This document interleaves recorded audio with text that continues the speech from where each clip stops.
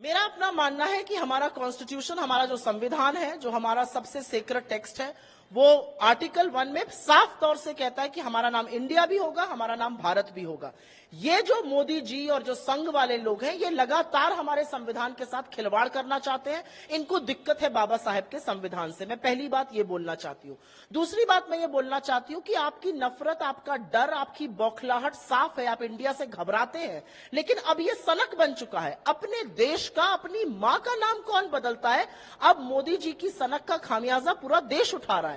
और एक चीज मैं पूरे दावे के साथ कहना चाहती हूं कि चाहे पेट्रोल की महंगाई हो, चाहे टमाटर हो, चाहे आटा हो, चाहे रसोई गैस हो, ये सब इंडिया में भी महंगे हैं और भारत में भी महंगे हैं।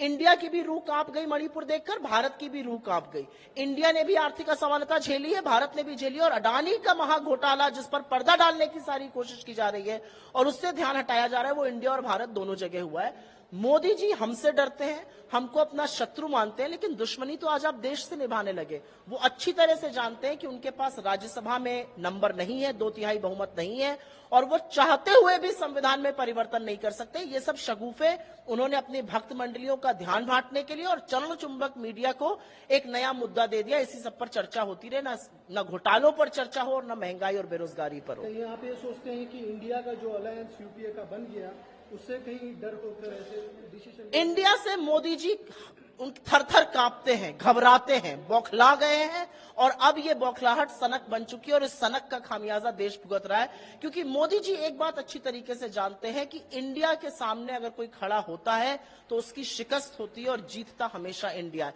हम मुद्दों की बात कर रहे हैं, हम संविधान की बात कर रहे हैं, हम युवाओं की बात कर रहे हैं, हम बेरोजगारी के खिलाफ बोल रहे हैं, महंगाई के खिलाफ बोल रहे हैं, जलते हुए मणिपुर पर बोल रहे हैं।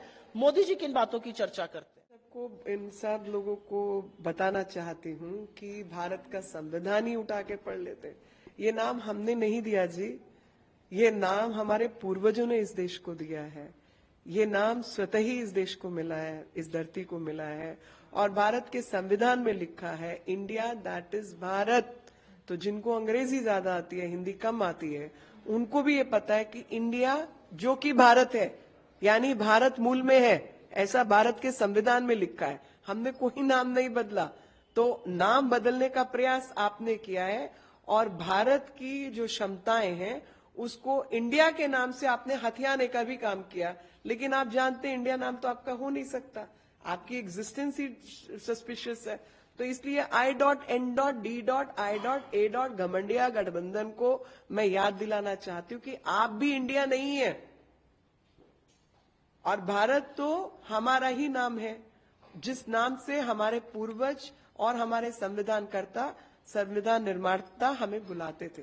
आपने भारत को पीछे छोड़ दिया, तो अब वापस राष्ट्रपति जी ने याद दिलाया कि अपने आप को भारत बोलो। तो ठीक है, भारत बोलो।